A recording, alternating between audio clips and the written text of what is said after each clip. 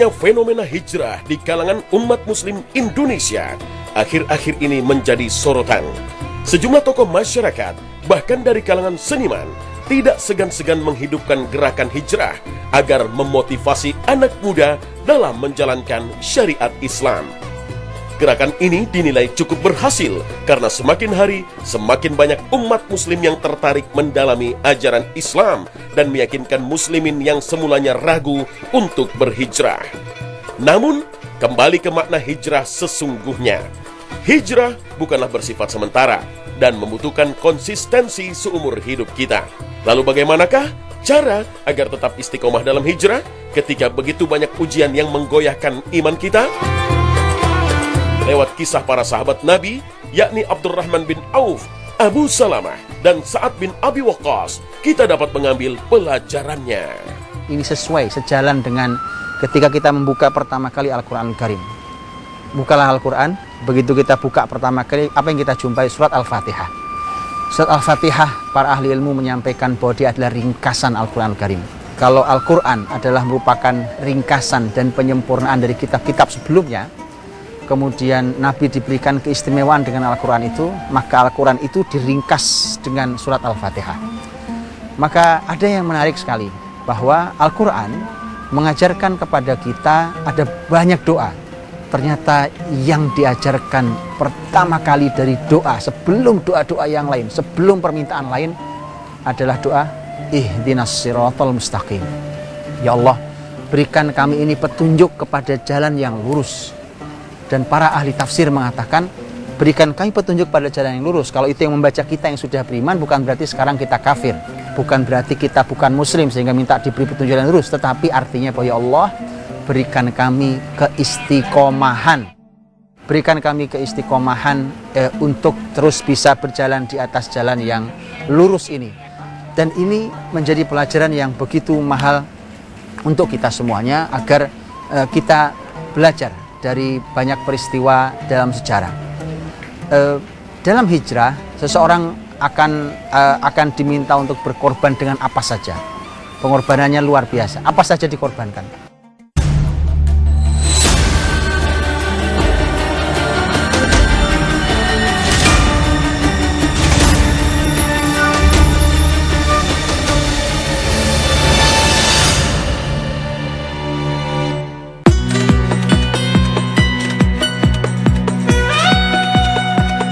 Assalamualaikum warahmatullahi wabarakatuh.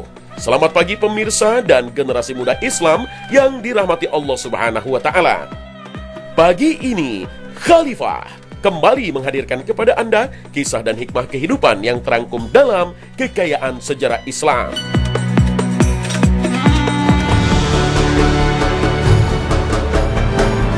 Pemirsa Khalifah, Rasulullah SAW bersabda bahwa orang yang hijrah adalah orang yang meninggalkan apa yang Allah Subhanahu wa Ta'ala larang. Namun tentu tidak mudah meninggalkan sesuatu yang sudah menjadi kebiasaan kita. Ini sangat butuh pengorbanan. Akan tetapi kita bisa menghibur diri dengan kalimat Nabi berikut ini. Barang siapa yang meninggalkan sesuatu karena Allah Subhanahu wa Ta'ala, maka Allah Subhanahu wa Ta'ala akan mengganti dengan yang lebih baik dari yang ditinggalkan. Hadis riwayat Imam Ahmad. Hal ini pula yang terjadi pada kehidupan Abdurrahman bin Auf. Berikut kisah lengkapnya.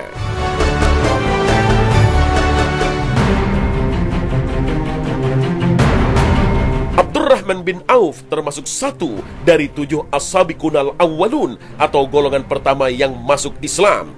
Ia adalah salah satu sahabat Rasulullah SAW yang sukses sebagai saudagar.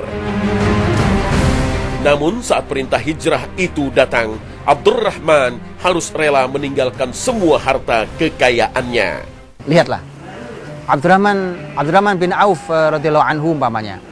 Abdurrahman bin Auf radhiyallahu anhu adalah sahabat Nabi SAW yang kita tahu kaya raya, sahabat yang kaya, sama juga dengan yang dialami oleh Suhaib Ar-Rumi radhiyallahu anhu, di mana dua sahabat yang kaya raya ini begitu harus hijrah ke Madinah atas perintah Allah dan Rasulnya, maka begitu mereka hijrah, mereka dihalangi untuk membawa hartanya. Tidak boleh sepeser pun harta dibawa. hanya boleh baju yang menempel di badannya.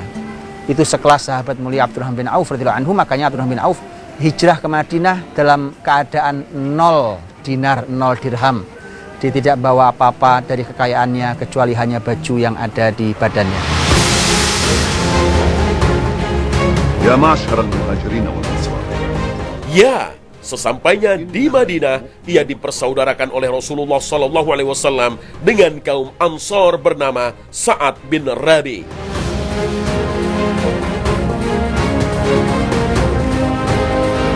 Saat itu Sa'ad bin Rabi bermurah hati untuk membagikan hartanya pada Abdurrahman bin Auf. Berkat bakatnya dalam berbisnis, Abdurrahman bin Auf pun mengelola harta tersebut dengan sangat baik, hingga menghasilkan harta yang berlimpah untuk diinfakkan di jalan Allah Subhanahu wa Ta'ala.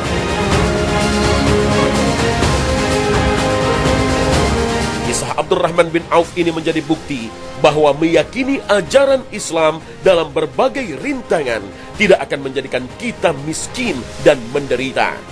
Sebaliknya, Allah Ta'ala senantiasa bermurah hati untuk memberi nikmat kepada umatnya, sehingga kita tidak akan merasa kekurangan. Maka ingatlah peristiwa ini. Dan Anda perlu tahu, Abdurrahman bin Auf ataupun Suhaib Ar-Rumi tidak menjadi orang miskin setelah itu. Makanya hanya perlu bersabar sedikit, kemudian Anda akan menjadi orang yang kaya lagi dengan izin Allah Subhanahu wa Ta'ala. Bahkan setelah sepeninggal Nabi SAW, Abdurrahman bin Auf adalah sahabat yang paling kaya di antara para sahabat Nabi yang lainnya. Perjalanan hijrah yang sulit juga dialami sahabat Abu Salamah dalam menjaga keistiqomahannya di jalan Allah. Ujian yang dialaminya datang dari keluarga besar yang menentangnya. Bagaimana kisahnya?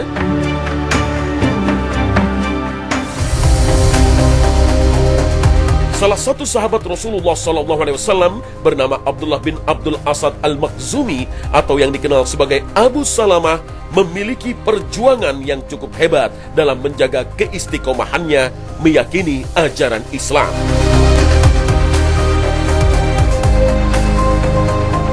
Ketika ia dan keluarganya hendak menyambut dengan taat panggilan Rasulullah SAW untuk hijrah ke Madinah, cobaan datang dari keluarga Ummu Salamah. Ya, mereka tidak meridhoi Ummu Salamah dan anaknya untuk ikut hijrah bersamanya. Keadaan ini pun memancing reaksi keluarga Abu Salamah untuk turun tangan. Mereka meminta kepada keluarga Ummu Salamah agar mengizinkan Ummu Salamah dan anak-anaknya hijrah bersama Abu Salamah ke Madinah. Ada juga di antara mereka yang tantangan hijrahnya adalah keluarganya. Tantangan hijrahnya adalah keluarganya, umpamanya adalah sahabat mulia Abu Salamah radhiyallahu anhu. Ini bagi siapapun teman-teman saudara-saudaraku yang hijrah, kemudian untuk menjaga istiqomah, umpamanya sulit keluarganya adalah merupakan tantangannya, mungkin menentangnya, mungkin mempersempit ruang geraknya, mungkin tidak menerimanya lagi, atau bahkan mengusirnya. Maka dengarkan kisah ini. Semoga Allah memberikan solusi dan bahkan semoga Allah membukakan hidayah bagi keluarga. Abu Salamah sudah masuk Islam. Abu Salamah berikut istrinya itu Ummu Salamah dan punya anak kecil. Dan Abu Salamah, Ummu Salamah ketika mereka berniat hijrah ke Madinah, maka kemudian dicegat oleh dua keluarga besarnya. Keluarga besar Ummu Salamah menghalangi Ummu Salamah dibawa ke Madinah. Maka akhirnya dipisahkan dengan paksa Abu Salamah dan Ummu Salamah. Kemudian setelah itu anak kecil yang masih kecil itu diperebutkan antara keluarga besar Ummu Salamah dan keluarga besarnya Abu Salamah. Diperebutkan, ditarik-tarik itu bayi tanpa ada sisi manusiawinya, ditarik-tarik disebutkan sampai lepas tangannya. Subhanallah, sampai lepas tangannya. Bayangkan kesedihan seorang Abu Salamah, seorang ayah yang mau hijrah. Dia harus dipisahkan paksa dari istrinya, dan bahkan dia harus melihat keadaan putra yang disayanginya dalam keadaan tangannya cedera. Abu Salamah pergi sendiri, meninggalkan kekasih yang sangat dicintainya, meninggalkan istri yang merupakan belahan jiwanya, meninggalkan anak yang merupakan darah dagingnya. Begitu sampai di Madinah tentu kesedihan. Ummu Salamah juga sangat sedih. Setiap hari Ummu Salamah menangis. Abu Salamah pun harus rela hijrah tanpa istri dan anaknya. Hampir 1 tahun Ummu Salamah dan anaknya harus rela berpisah dengan orang yang dicintai. Hingga akhirnya keluarga Ummu Salamah mengizinkan mereka untuk menyusul Abu Salamah ke Madinah. Maka kemudian ada rasa iba dari keluarga, dua belah keluarga, kemudian diizinkan untuk Ummu Salamah dan putranya menyusul Abu Salamah. Setahun, kesabaran setahun itu sampai Allah kembalikan keluarga. Siapa tahu Anda hanya perlu bersabar seperti Abu Salamah. Tantangan berhijrah yang datangnya dari orang-orang terdekat sangatlah berat. Bahkan ini menjadi hal yang paling dilematis dalam menjaga istiqomah di jalan Allah. Namun jika kita berpegang teguh pada keyakinan kita, maka Allah akan menunjukkan hasil yang manis sebagai solusinya.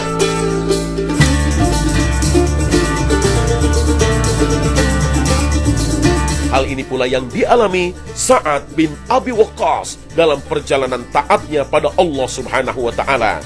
Berikut kisah lengkapnya.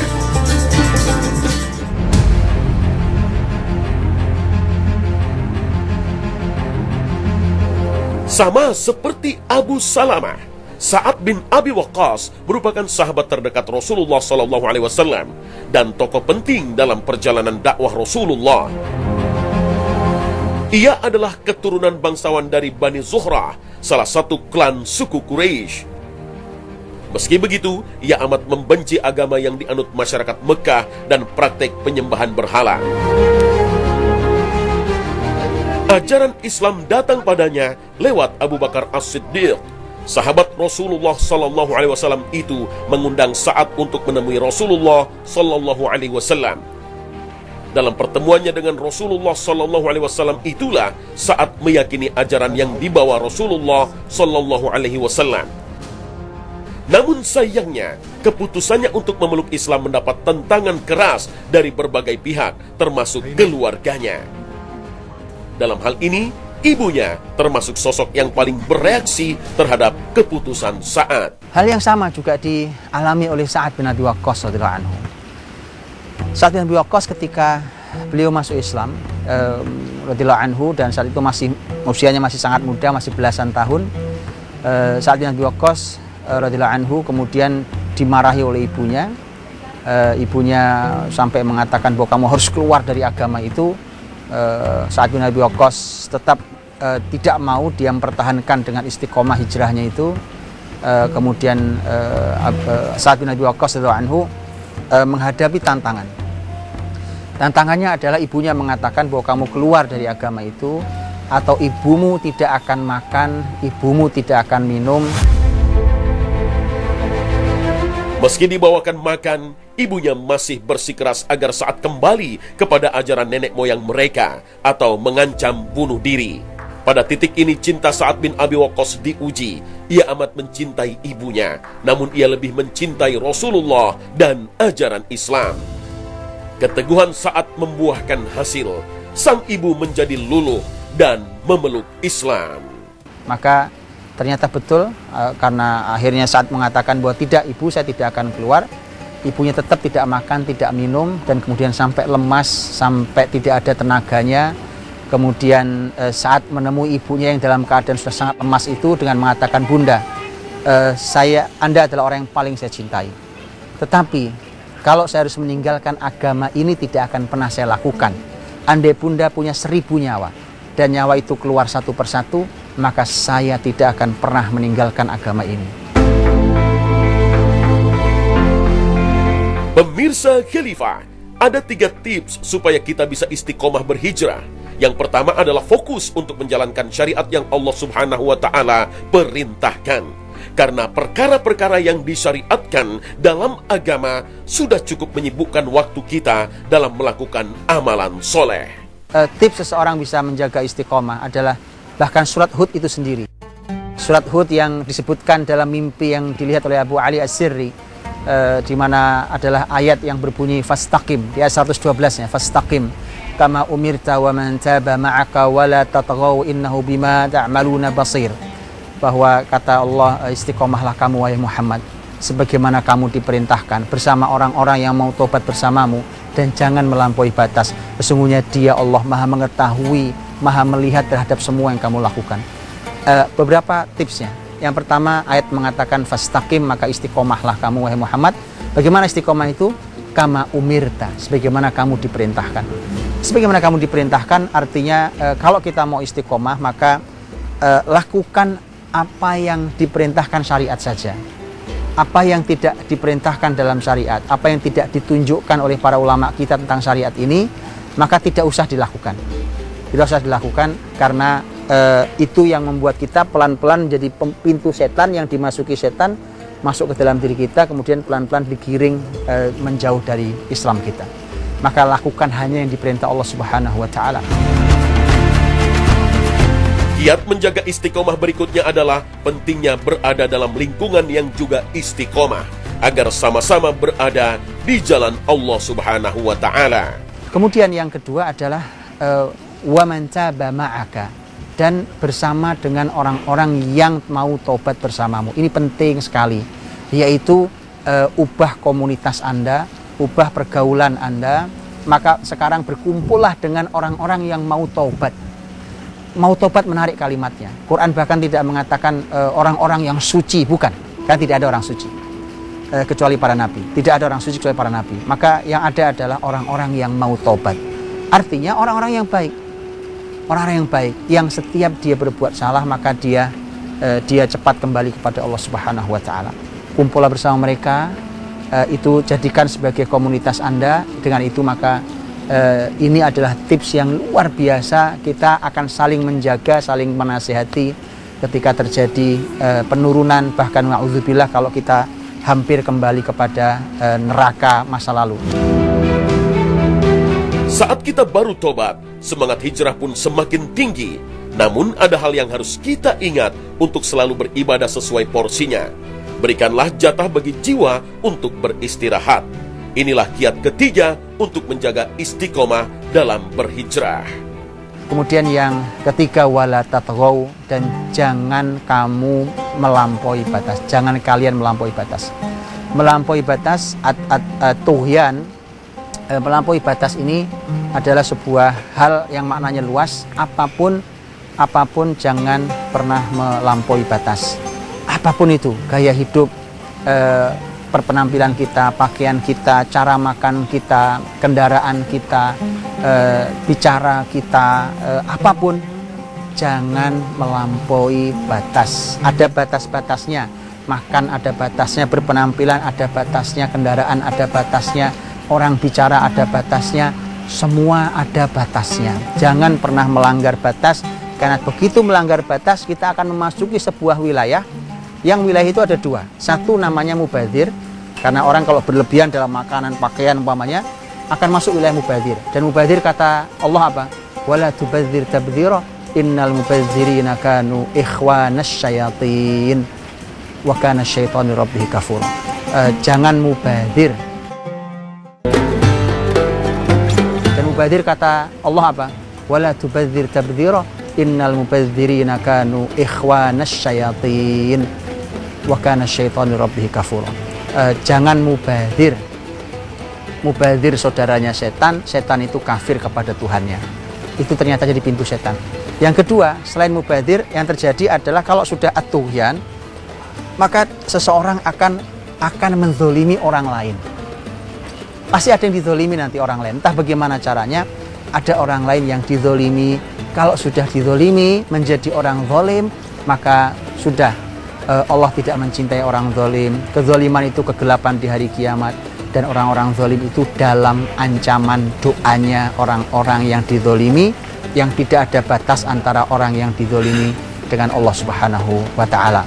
Maka kalau ini kita pegang, semoga kita oleh Allah Subhanahu wa Ta'ala kita diberikan keistiqomahan. Dan jangan lupa wiridkan doa yang diajarkan Nabi. Allahumma ya muqallibal qulub tsabbit qalbi ala dinik. Ya Allah yang maha membolak-balikkan hati, teguhkan hatiku dalam agamamu. Wallahu a'lam bishawab. Assalamualaikum warahmatullahi wabarakatuh.